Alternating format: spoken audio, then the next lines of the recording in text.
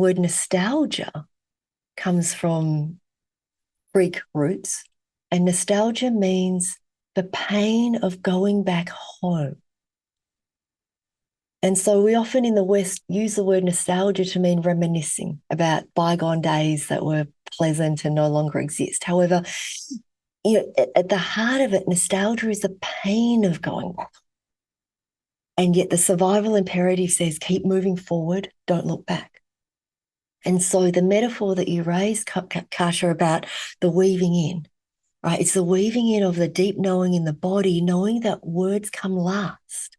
So how do we weave together that experience of this something in the body that is reverberating through, that is knocking at the soul's door saying, please open this door.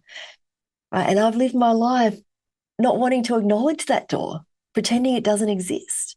And yet I knew that addressing that pain inside of me was the path ultimately to a deeper sense of belonging and a pathway to dignity. Because for refugees, home ceased to exist long before we actually left, and there's no home to go back to.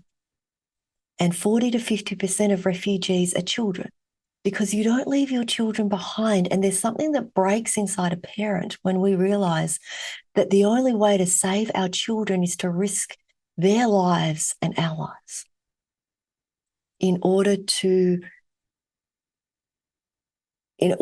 have the whiff of the sniff of the possibility of a life.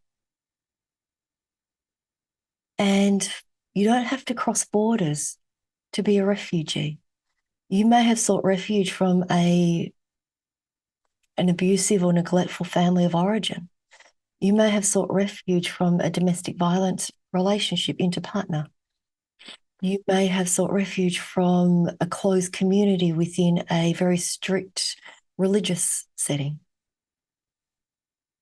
You may have had an identity that was marginalized by society within that community, such as being LGBTQ+, such as being disabled, such as being a transracial, transnational adoptee, within a community that did not match or mirror your identity.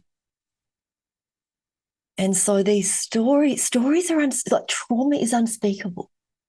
And so the imperative that some of us feel to be the historian, the her story, to dive into the history of our ancestors or our transcestors, the language that we use or that evolves along the way is a byproduct of grief and reclamation. The words come last.